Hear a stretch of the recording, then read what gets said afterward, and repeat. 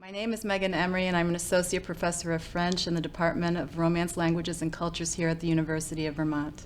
I teach intermediate and senior level courses, beginning with the French Writers Workshop, which is an intensive review of style and grammar, but more specifically helping students find their voice when writing in French.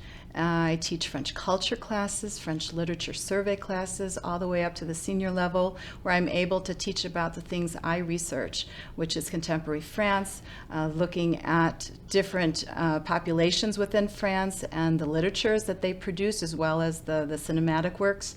And I try to do this through various lenses. I seek to engage in discussions that are going on right now. I really want to participate in that discussion. Literature is profoundly expressive, and it is, even in a piece of literature where there is a so-called invisible narrator, there is something that is incredibly intimate, incredibly singular in terms of the subjectivity that comes through and the voice that comes through. Just like I try to encourage my students to find their voice when they are learning to write essays in French.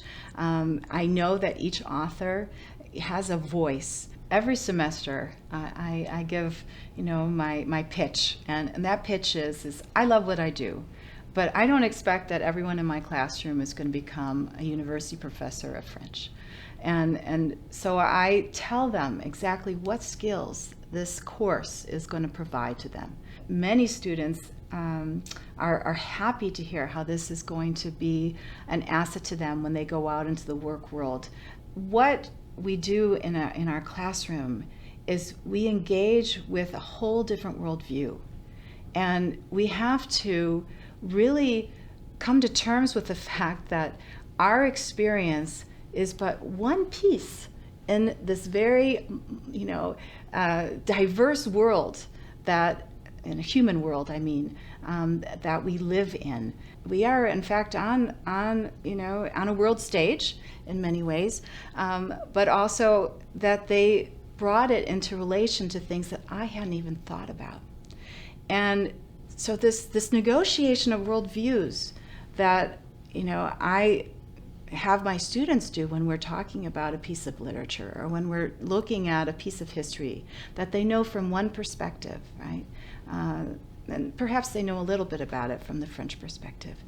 But having to negotiate those different worldviews, this develops skills that they can take into any kind of situation. I really encourage students to see that this is something that will set them apart, these language skills, because they're not only language skills, they're intercultural competency skills that we are developing.